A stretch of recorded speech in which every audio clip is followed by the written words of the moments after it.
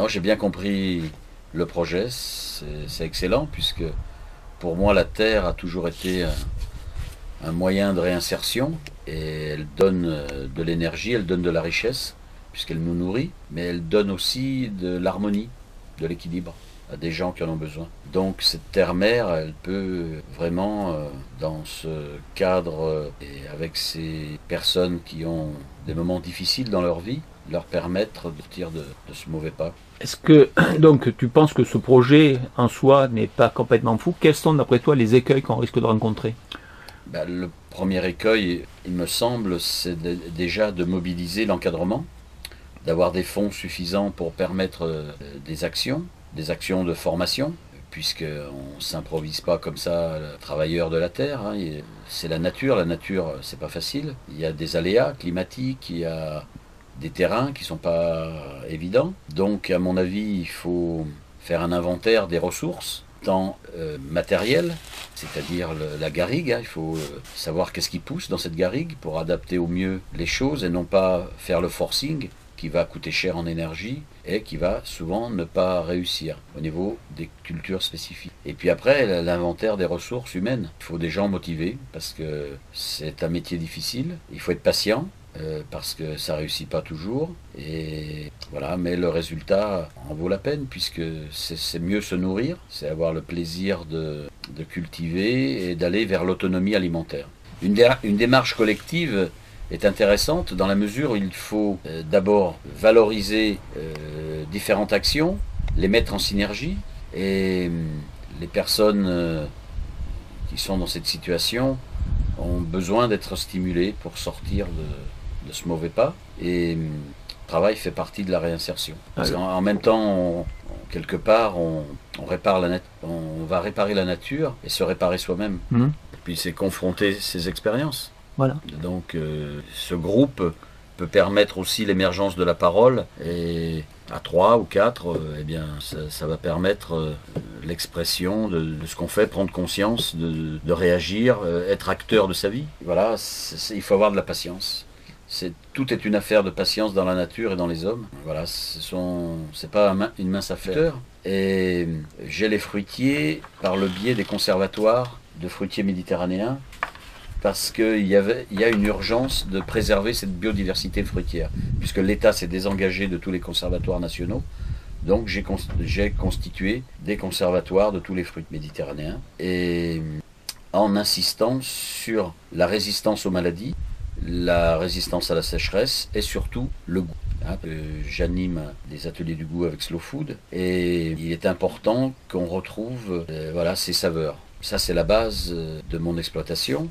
Ensuite, en ce qui concerne les conservatoires, ce qui m'a paru important, c'est de travailler sur plusieurs axes. Un premier axe qui est justement étaler les récoltes.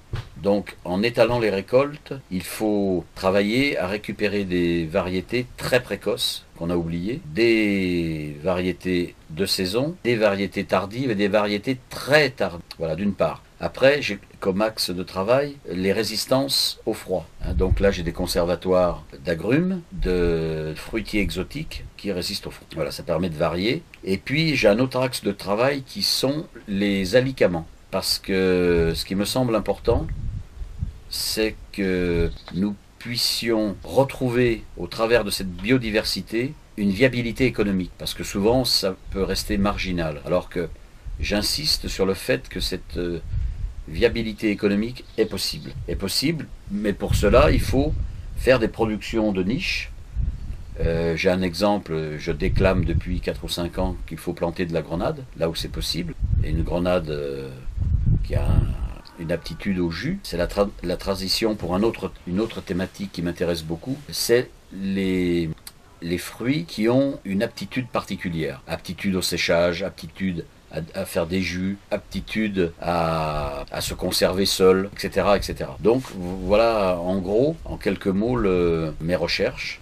Voilà. L'alicamment, tu peux développer Alors l'alicamment, c'est ce jus de grenade est à la fois bon, c'est un jus de fruits, mais vu les taux de polyphénol, vu les taux de vitamines, de minéraux et de certaines substances, c'est vraiment un médicament pour le corps et prévention des maladies parce qu'il va renforcer le système immunitaire. Voilà, donc je recherche des fruits qui ont ces propriétés d'alicament, en particulier les fruits qui sont très chargés en phycocyanine. Voilà. Donc je travaille bien sûr avec mes petits moyens, mais néanmoins j'ai par exemple un des plus grands conservatoires d'Europe, de Diospyros, qui est un fruit merveilleux, qui est décrié en France. C'est pour ça que j'ai créé ce conservatoire de kaki, parce qu'il est source de production facile. L'arbre, c'est le plaque minier, c'est le plaque minier, mais j'en ai 106 variétés différentes et avec une richesse incroyable pour la nourriture. Les gens connaissent que celui qui est un peu astringent, mais il y en a des tas d'autres très sucrés, avec un sucre qui ne va pas contrarier le pancréas, une nourriture intéressante à un moment où il n'y a plus de fruits. Et en plus qu'on peut cultiver très facilement, il s'adapte à tous les sols.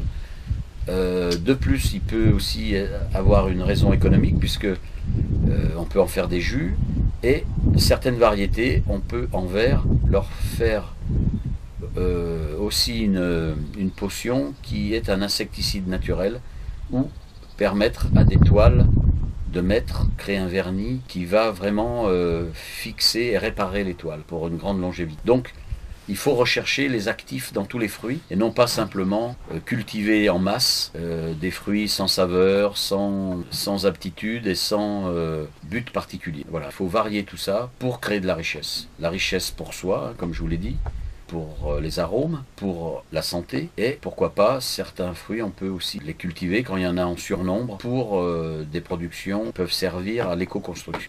Voilà. Là, c'est le cerisier blanchard que j'ai en jauge, j'en ai déjà un autre, je l'ai regreffé.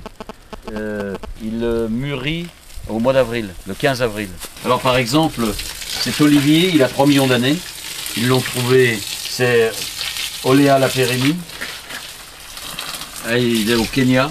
Ils l'ont trouvé dans les riffs du Kenya. Là, il y a des aziminiers, des bananiers, des petits qui viennent bouturer, des goyaves résistantes au froid. Donc on peut faire pousser de la goyave ici. Oui, oui. Et tu penses que ce genre de produit pourrait être planté en garrigue?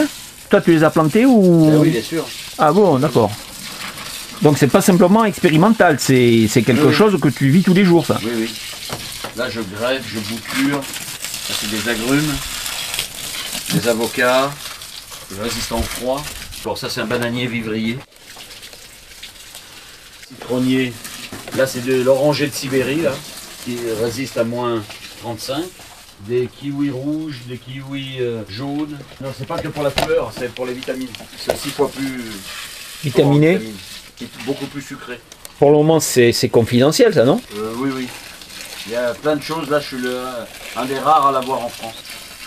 Et est-ce que tu serais prêt à partager cette rareté? Ben, je partage tous les jours, je suis président d'une confrérie internationale où je distribue des greffons. Tous les jours j'envoie des greffons, tous les jours j'en reçois, tous les jours. Là j'ai reçu aujourd'hui plein de choses. Non mais en plus là j'ai pris un jaune pour m'aider parce que j'y arrive plus. Je suis dans l'urgence pour pas que ça crève. J'ai toute cette biodiversité là encore à planter. J'ai été 25 ans kiné. Ostéopathe, médecine douce, engagé. Voilà, et donc je fais un centre pour les handicapés là. Je appelle ici les vergers d'Escoubilles. C'est-à-dire que c'est une terre déchet, une terre poubelle, parce que c'est une terre de carrière. Il y avait les poubelles aussi. Et puis j'ai défriché avec quelqu'un que j'ai trouvé dans les poubelles. Et j'ai mis les premières plantes que j'ai mis, je les ai prises dans les poubelles de jardinerie. Et puis voilà, et puis maintenant je crée un projet dont je ne peux pas parler, mais un projet de soins, mais fait qu'avec des produits mis à la poubelle, de l'agriculture, que je recycle et qui sont des choses merveilleuses. Voilà.